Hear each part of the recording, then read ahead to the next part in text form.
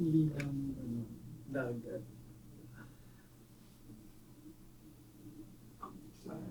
Dagat, the lake outside.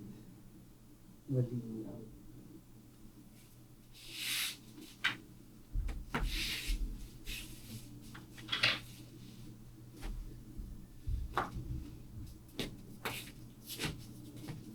What time is it?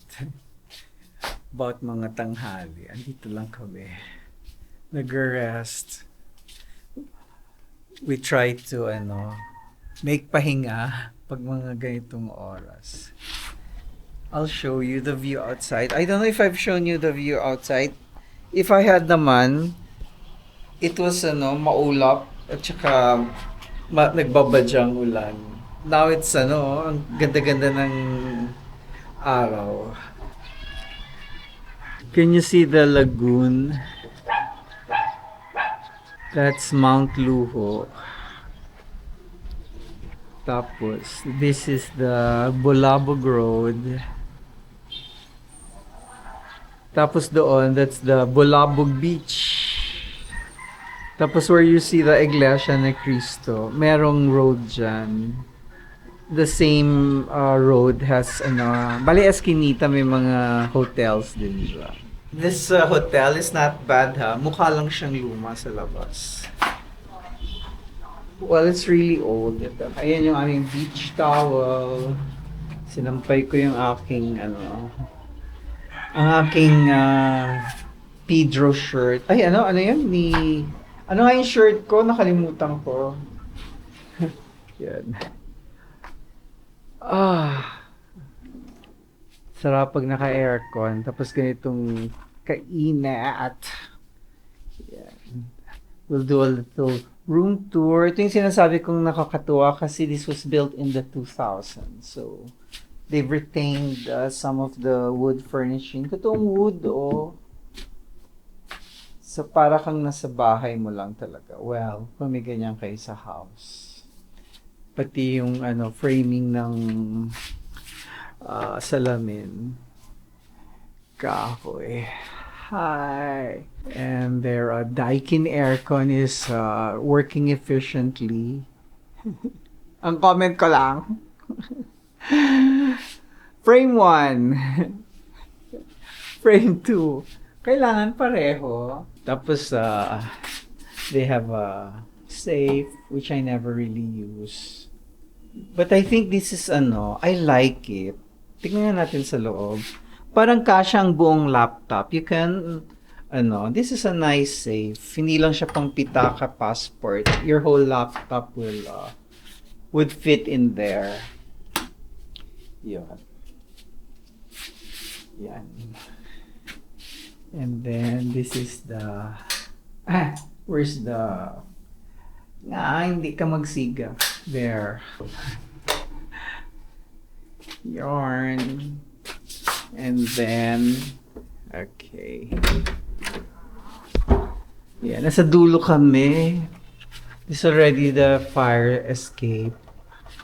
And then, charan! I need water.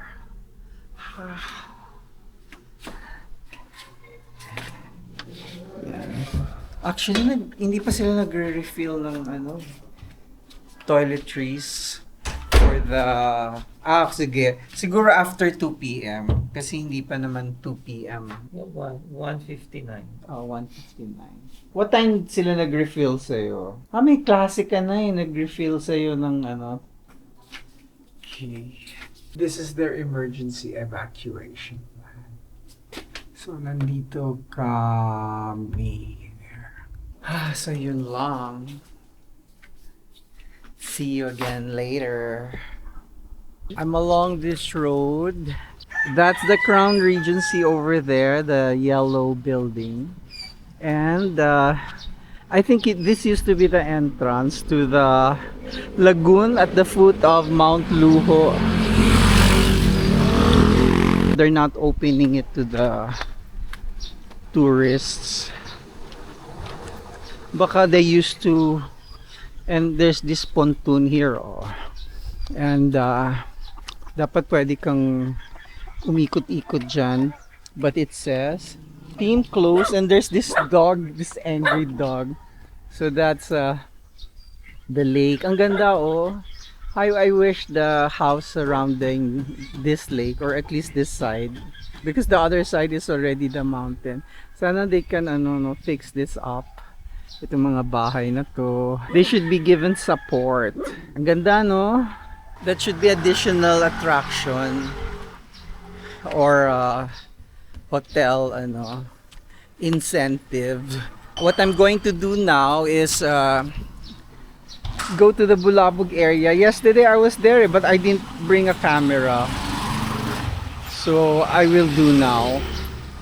I will record and share the Bulabog kaganapan.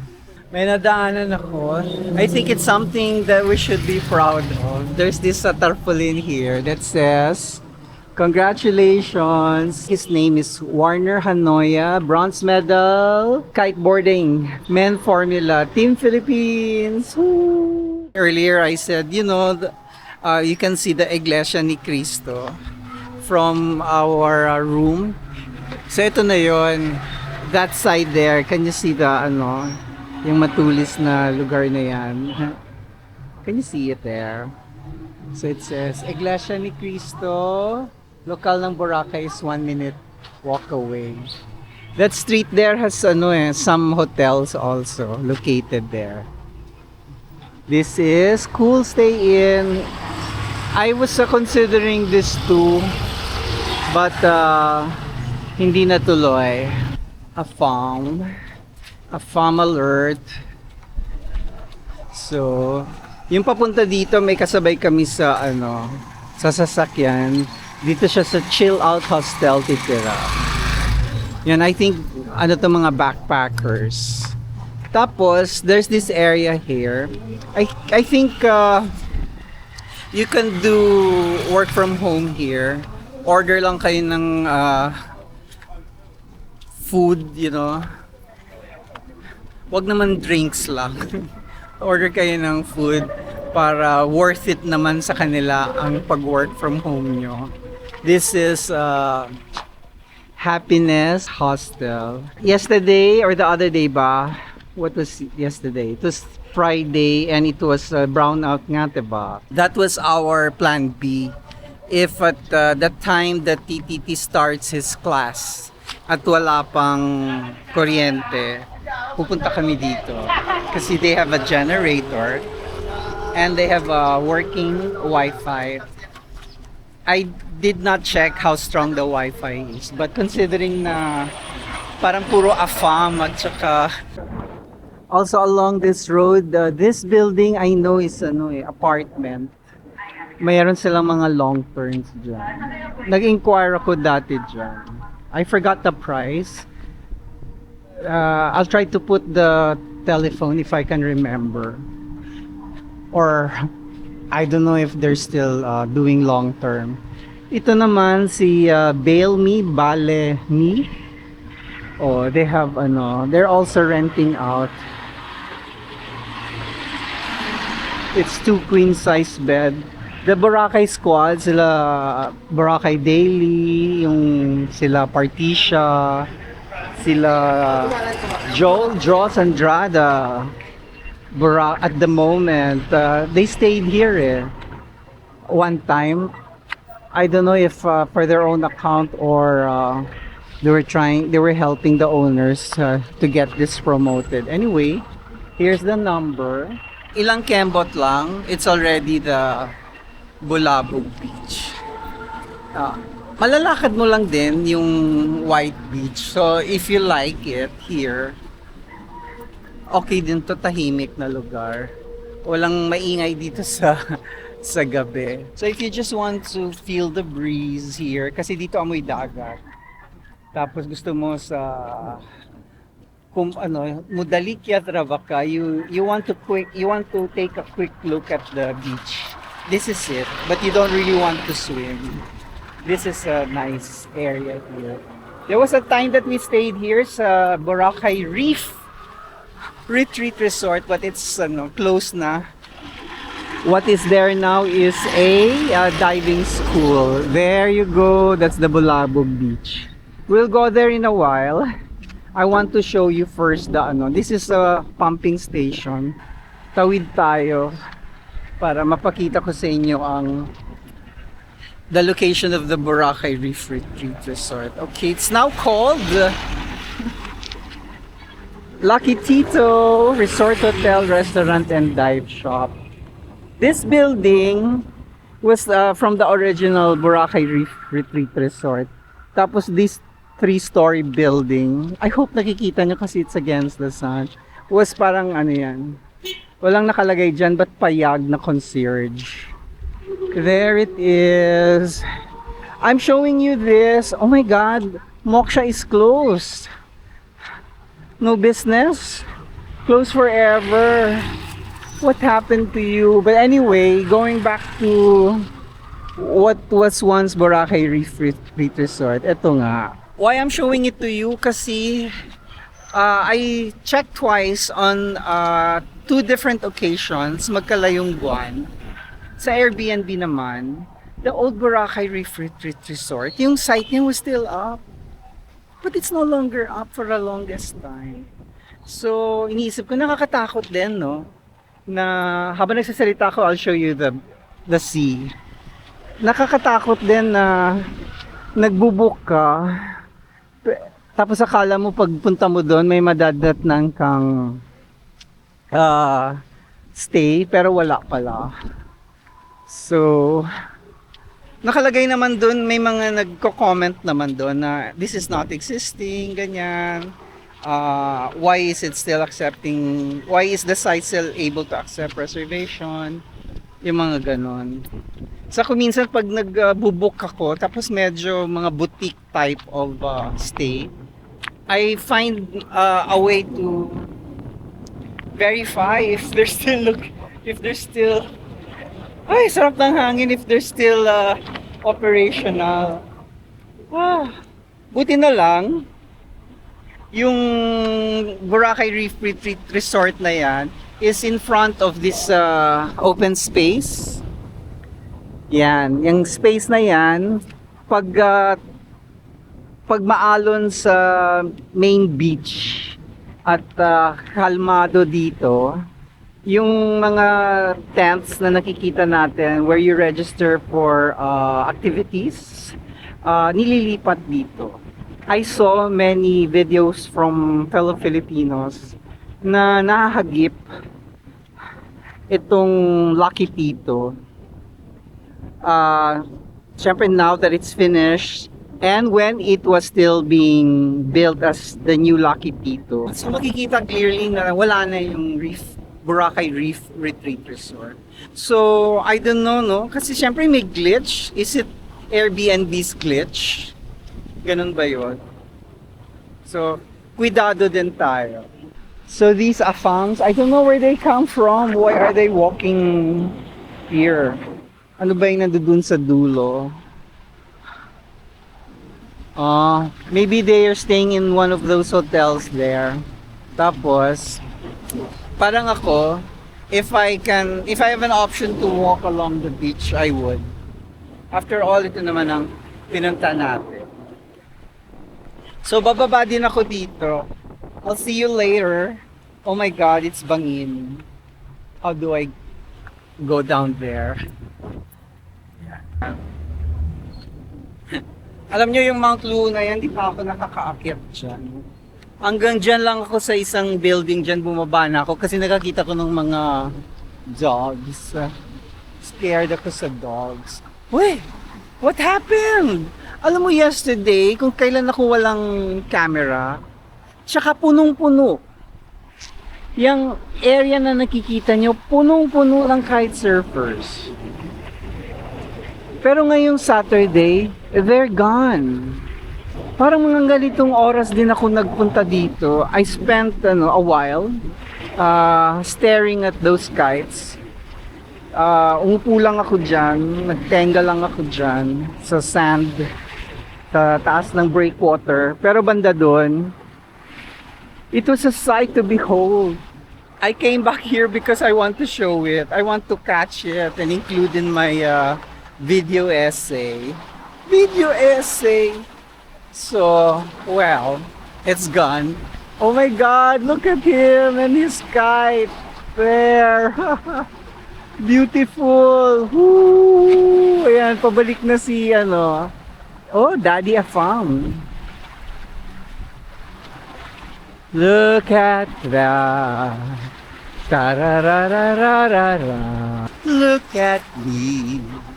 It's a churba-churba. Ta-ta-ta. Ay naman. Nag-spill ang kanilang sewerage from this building. That is not good. I don't think that is clean water. Diba?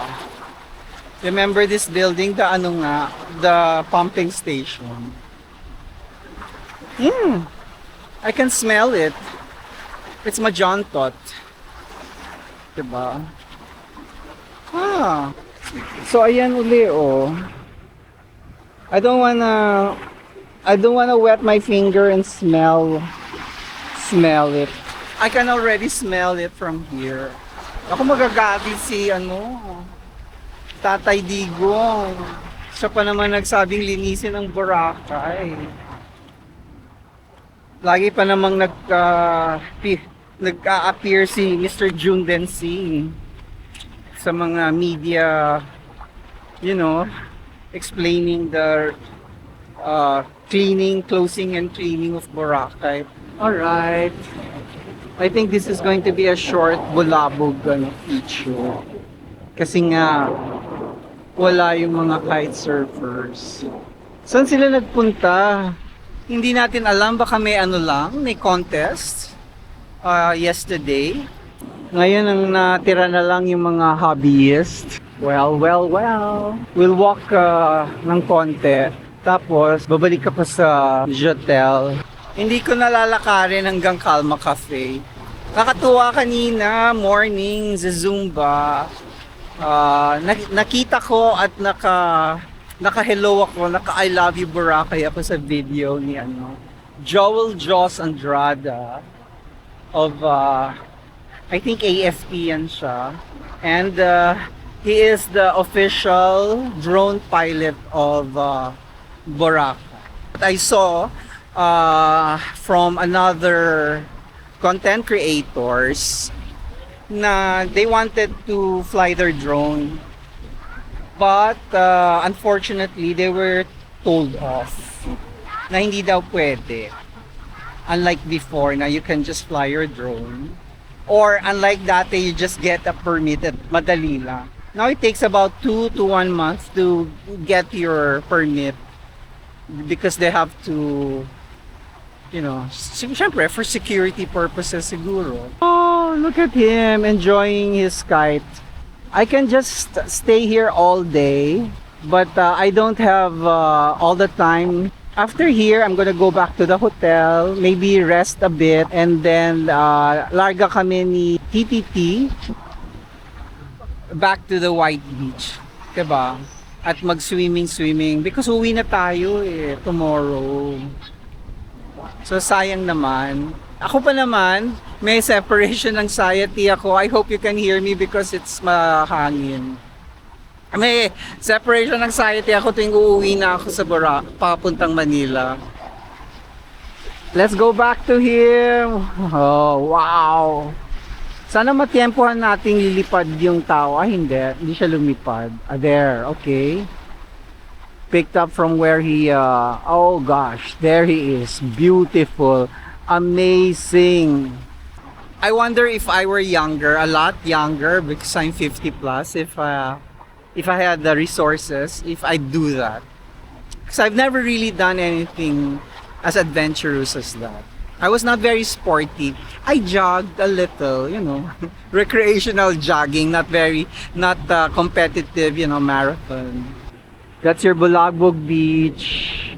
Di pa ako nakakaligo dito. About 2 decades ago, I did, but never happened again. Oh, there he is. Woo! Woo! Beautiful kite! And strong man piloting it. So, medyo napalayo na ako. Nandito na ako sa may Seven Stones. Sa harap nito is the leaning coconut tree. Baka hindi kompleto ang viewing experience ng people who'd stumble upon our video if I did not show the leaning coconut trees. I'm far enough naman, no? Hindi naman makikita ang face ng mga people there enjoying their photo ops.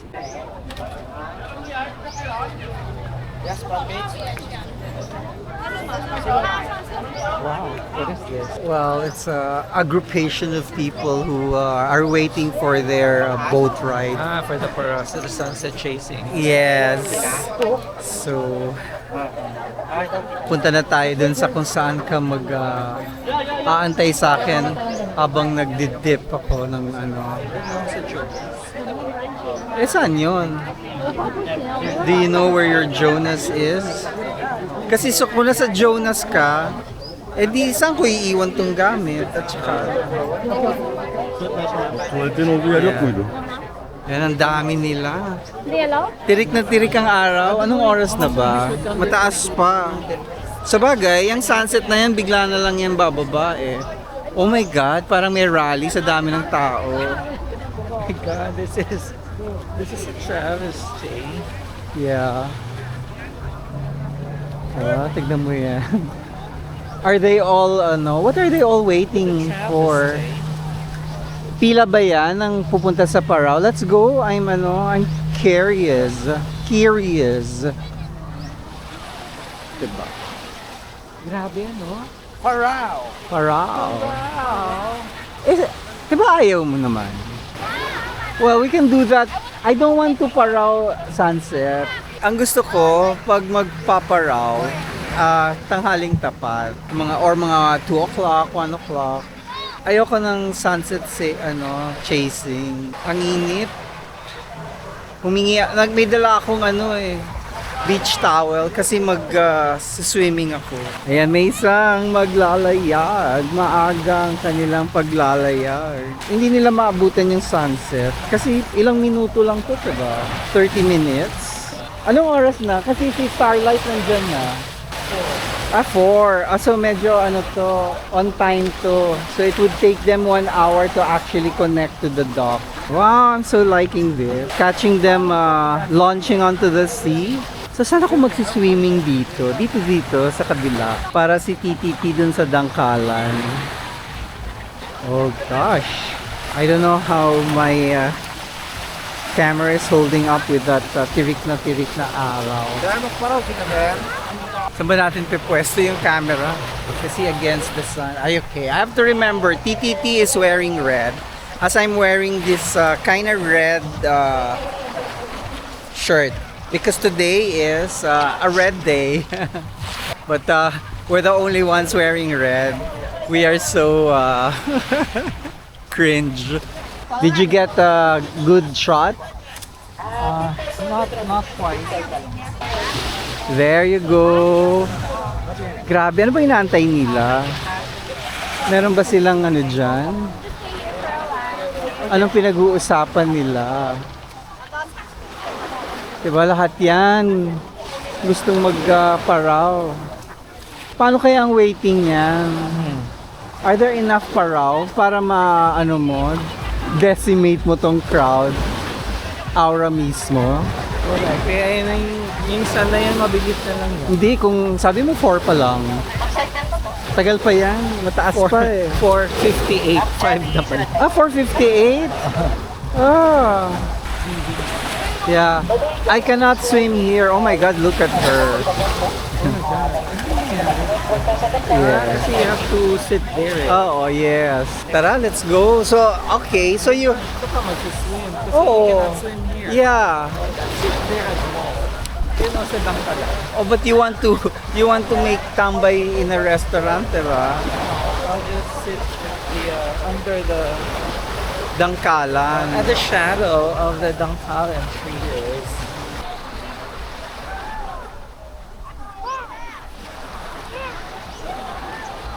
Lakad na you. May mapupwesto kaya tayo sa Tao dito. Dangkalan. Look at that. Where, oh, where is my God. our little Look at spot? the Dangkalan. Oo. Kasi taka maarawan ka talaga. Kasi sunset. Yan na yung Dangkalan. So, wala nang saysay ang ano. There is no shadow anymore from the tree. So, I think we've found our spot. Okay. So makikiupo ka na lang dyan. But there's a family there. She's giving you a look. Baka she doesn't like the idea we're staying there. Okay. Okay, yes.